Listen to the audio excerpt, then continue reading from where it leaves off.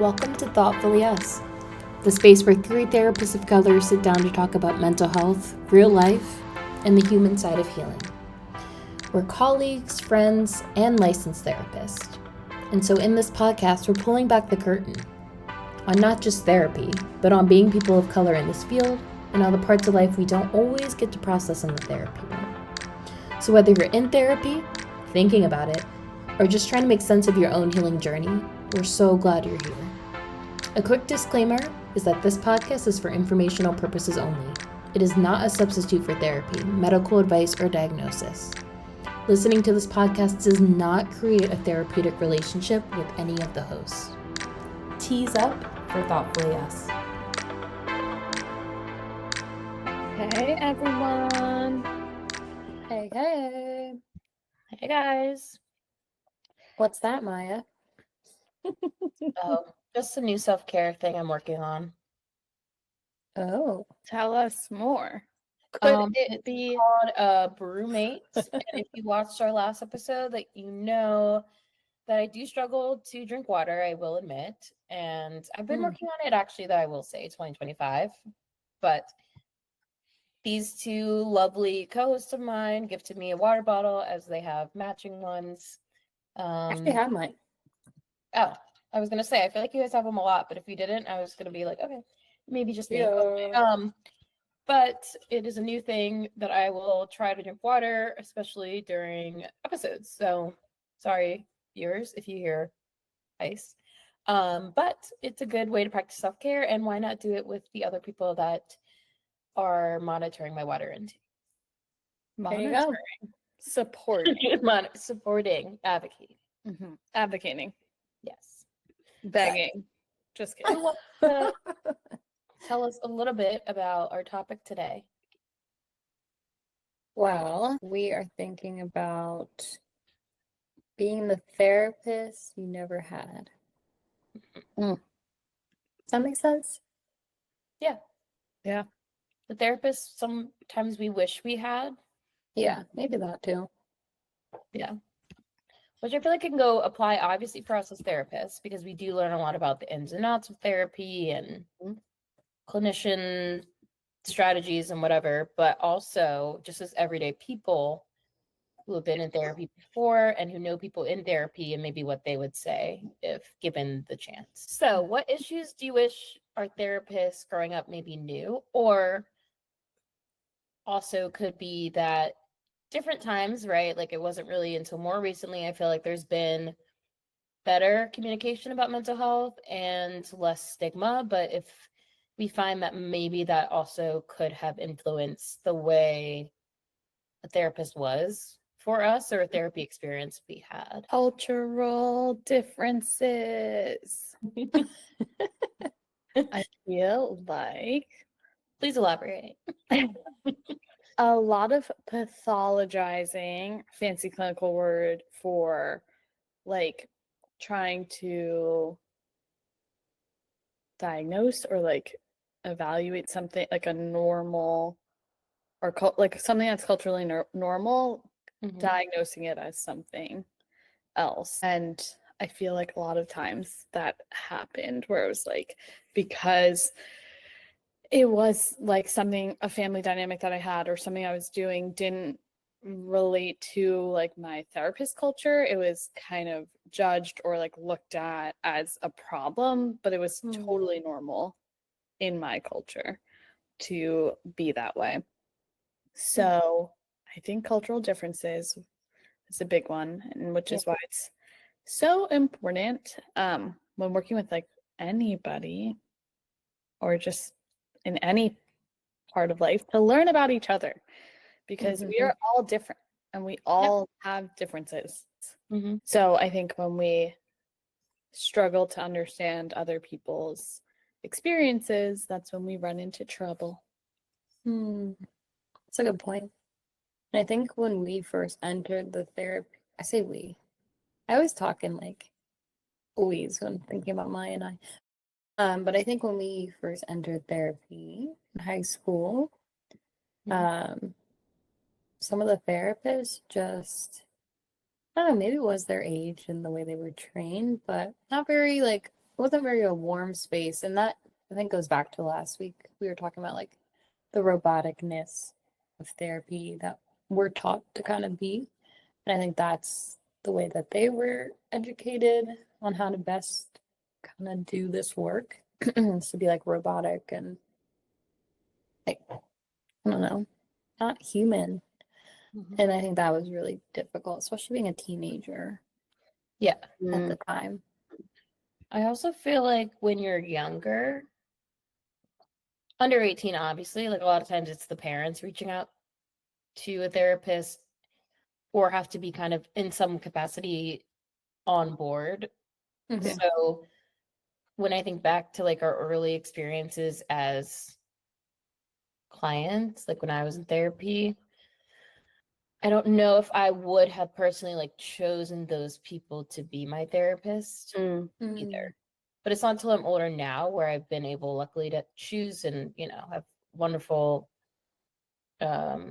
providers, but where I'm like, oh, I kind of do wish I had more, or even like speak up. But I also don't know if I knew what I was looking for, and I also didn't really know what was going on too much. Like it was all just so new and just a lot going on. Like it's a very, I mean, as teenagers anyway, you're very emotional, but I think when there's a lot of stuff going on too, it can very, just feels like a very like cloudy time. But I feel like looking back, I'm like, oh, I wish there was like one. I will say it's not every person that I've ever saw as a teen, but they just, it would have been better to have someone maybe with more understanding or more kind of like cultural awareness too. No, Nelly said, Yeah.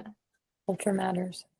I also feel like that every therapist is different, right? Like we all are the human behind us, which I think is something that like the stigma around therapy that like people don't realize who haven't engaged in therapy, that like we all bring our own unique selves and personalities and also like specialties into something. So the idea that like you can start off with a therapist but like not continue with them, like you do a first session. I wish I knew that, like that you could do a first session with someone, you could do 5 sessions with someone, 10 months, like years, and still be like, okay, this person maybe like helped me during the season of life, was helpful in this way, or maybe it wasn't at all. And that doesn't mean that like therapy may not be for you or that therapy like isn't helpful. It just might mean you're not the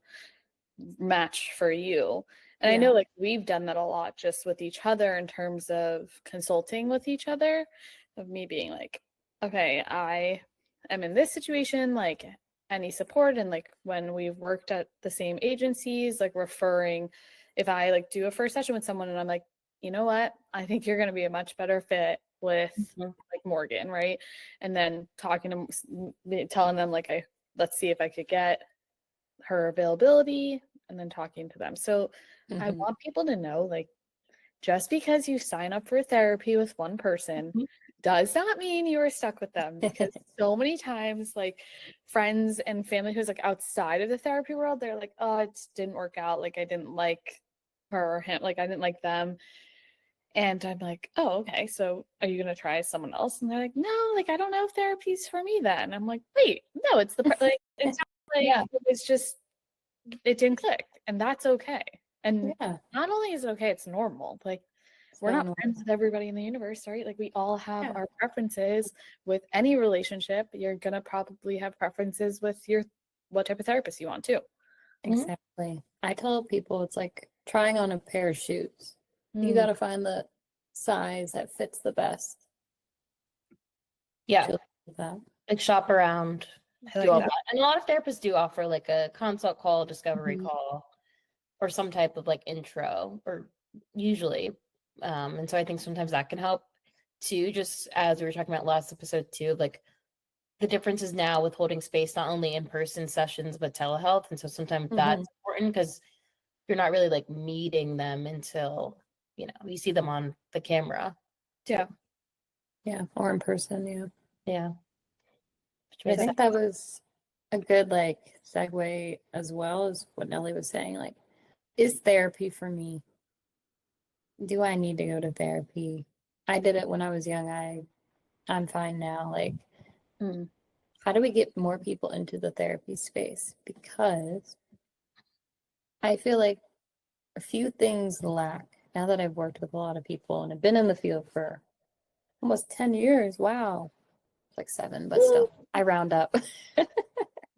But I think a lot of people lack like the ability to talk about what is going on inside, expressing emotions, regulating emotions and behaviors. And I think social anxiety is definitely on the rise, even if people don't know what that is. I think just having conversations with people, looking people in the eye when you talk, like those things, all of that, it's all what we work on in therapy. But like, what is keeping people out of the therapy space and out of the room? Why don't they return or even want to take that first step? I think people think something has to be wrong to go to therapy. Like something has to have happened or to them recently or has to be wrong like in their life to go to therapy and that's just not the case. Like what's wrong mean? Yeah, exactly. Like you don't have to feel like if we equate, I think something that's really helpful that I use a lot is equating your mental health to physical health, because physical health often you can see or feel differently. And then it kind of puts the things in perspective like, oh, just because we can't see our emotions and we can't we don't see like a scar or bruise when we're feeling a certain emotion that's challenging doesn't mean it doesn't still have that same impact. And I feel like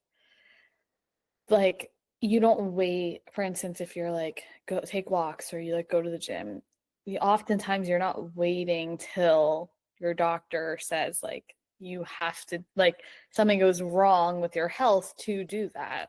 A lot of times you're just doing it to do it because it feels good, even at the times that it doesn't feel good. Like it's not going to feel good to go to the gym all the time. It's not going to feel good to get movement in whatever way you want all the time, but sometimes you might still push yourself to do it because you know it feels good after or whatever. That's like very similar to therapy or like your mental health. You don't necessarily wait for something to blow up to then be like, okay, let me go do this. Yeah. Like a Band-Aid. Love to when like a client can come in and like tell me something good that happened. And it just allows more praise and support and validation. And it's like so great to see. You know, even for us too, it's like we want to see not just the bad, but the good also. Yeah. And to know that. And I think sometimes it can be hard to recognize the good, which could be a separate conversation. But I think sometimes it is nice for your therapist to kind of see both too. Walk with you through all the ups and downs and all the things. And like seeing you recognize the good is so awesome because we see it, like, and it's always easier as an outsider to see that and be like, wait, there's resilience and strength here, even though it does not feel like it at all. Exactly. There's a saying like in therapy where we say like, instead of like I'm telling myself this or like I feel this way, like my depression is telling me this or like anxiety is telling me this. Name it. Like, it's not necessarily just because we have a thought doesn't make it fact. And so like sometimes our anxiety is telling us something that's not necessarily real. And I feel like that applies here where we can see that so well with working with people. But it's like it's just always nice to see someone like in friendships, in any type of relationship. It's so awesome when you see your people be happy. Be well. With friends, with family. And I think people can see it in others before you can see it in yourself. Because we are our own biggest critics. Did I say that in the first episode too? We please, let's say it every episode. Snaps for that. Every day. I tell everyone that, all my clients and people. Like, we are our biggest critics, and I don't know what happens. Like, if in another life, if I had the time and energy, I would definitely be into like neuroscience and neurobiology, because the way the brain works and shifts and all these like just things it stores is so interesting. I just that's cool, isn't it? But I think that we can change the way we view ourselves, but it takes like self-compassion to undo a lot of things. and to name things. I was yelling like, name it, when Nellie was talking a second ago. 'Cause I think people need to name it. Yeah. I know it's not a weakness. Yeah. It just means you need some tweaking or need to unlearn and relearn some things. You don't have to do it by yourself. Yeah, because naming it is so validating too. Like, have you ever, like, again, equating it to like a physical thing, if you've had symptoms of something physically for a long time and you don't know what's going on and you're stressed about it, and then you go to a doctor and they're finally like, oh, this is that. Yes. Like, oftentimes it can feel like an exhale, like, okay, got it. Like, we understand what it is, because when you've named it, then you have something that you're like, okay, I can come up with a plan for it, for managing it. But if we are pretending it doesn't exist, but we're being raw and real here. So the three of us, we all struggle with avoidance too. Uh-oh, now it's being called out. We don't name, I'm calling myself out too. We don't name it for ourselves all the time, but we do for each other, which is really helpful. I was just having a hard week a couple weeks ago, maybe a week ago. Time is weird. About being a first-time mom, and naming it to my friends was really scary. But once I said it out loud, everything that they could give me next was like, I can't even put it into words how helpful it was. And hearing the way that they see me as a mom was really eye-opening, that my own mental health was telling me otherwise. So we keep it raw and real here. We do. And I feel like we learned a lot. I would definitely say in grad school, maybe before that, but grad school for sure. We kind of knew, like, going around class or learning about mental health diagnoses and medications, everything. And like everyone, you kind of recognize parts of yourself in that work, whether it's you directly or a family member or friend, or the fact that a lot of therapists have therapists of their own, which is a and good sign. that's like a normal thing to us, but I know it's still very stigmatized for other people too. But I think you brought up a good point, Nellie, of like sometimes we have to name it even for ourselves. It's like, oh, but I'm a therapist. Do I even have, can I even feel the same way or have a bad day or a rough couple weeks or a down period? And it's like, yes, of course, I'm still human. I still need space held for me, similar to the way I hold it for other people. And I think it is really helpful to name it too, and to feel that support, no judgment, and just being able to acknowledge. And provide empathy. Because like I remember the text from Nellie, and I was like, we can't understand because we're not in that role. But from what we see, here are all the things we admire and all the things that we know are challenging, but we see you pushing through. So I think empathy is a big thing that can help loved ones, people strangers. It's empathy. We need maybe a series on empathy and how a little bit of empathy goes a long way. Goes a long way. For others and for ourselves. Yep. Yes. But I do like sometimes, and not all the time, but there's been times in certain intake or initial like assessments back when I used to work at a hospital, like there's times where we ask, or I have asked someone, what was helpful for you in the past and what was not helpful for you, like in therapy with a therapist, with the medical provider, because I think that's helpful, like that feedback. And sometimes it's not until you've had more than one therapist or more than one attempt or more than one experience that you're like, oh, okay, the last time I was in therapy. And again, like I think we in the beginning talked about how people stop therapy or restart therapy for so many different reasons. But I think a lot of times it is helpful for them to be like, okay, this really helped. Like if my therapist really challenged me, or if we did more like journal prompts or whatever kind of helps them. And so I think sometimes that's helpful and more acknowledged now in this present time. There's a lot of different types of therapists, whether it's their modality they use or different approach, or like somatic work and different art therapy, all dance a lot of times too. And so just even asking like, oh, does this exist? Like if this helps me feel better, does that exist like in the therapy world? Because chances are it probably does. Yeah. That's it so probably true. does. And that's why therapy being so stigmatized. Like it's this cycle of people don't know what it can be. And so because of that, there's not enough resources and funding for therapists to show people what it could be. So it's like this constant kind of push pull of the stigma feeding into lack of resources for both clients and for therapists to grow and show what they, can offer. But everyone is deserving of a space that is for them. And so what we wish, a lot of like what we've learned or our personal experiences help shape how we are as therapists. So know that if you are like what we started with of just like the therapist you wish you had, they might be out there. And if it's with someone, if you're feeling like it's worth it to have that conversation with your current therapist, that like we were doing this and that was helpful, or this is not helpful and I'm looking for this, is that something you can like give? I just want to, like, as a therapist, I feel like give permission to people that you have a right, and it is your right to share what you're looking for out of therapy, what your preferences are.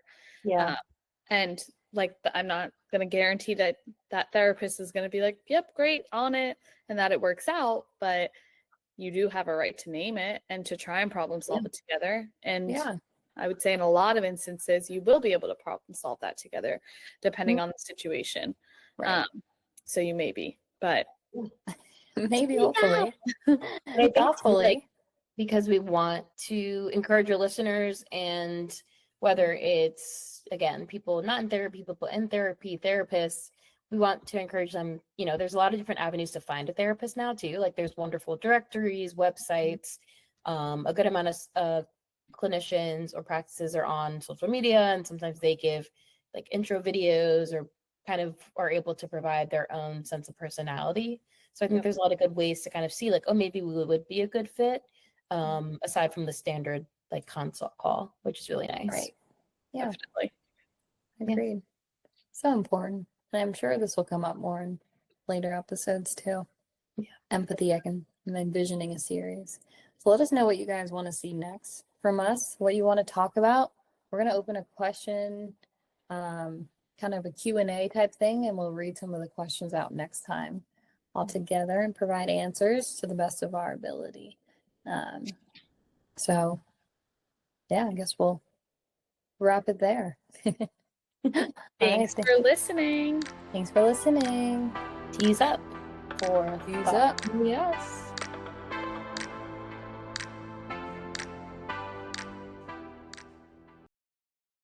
Thanks so much for joining us for today's conversation. We hope you felt seen, supported, and maybe even laughed a little along the way. If you enjoyed today's episode, please subscribe to the podcast so you never miss a new one. And we'd love it if you left us a rating or review. It really helps more people find us. You can also connect with us on Instagram at thoughtfully_us and let us know what you want to hear about next. And remember, while we're therapists, this podcast is not a substitute for therapy. If you're struggling, please reach out for support from a mental health professional in your area. Thanks for listening, and we'll see you next time.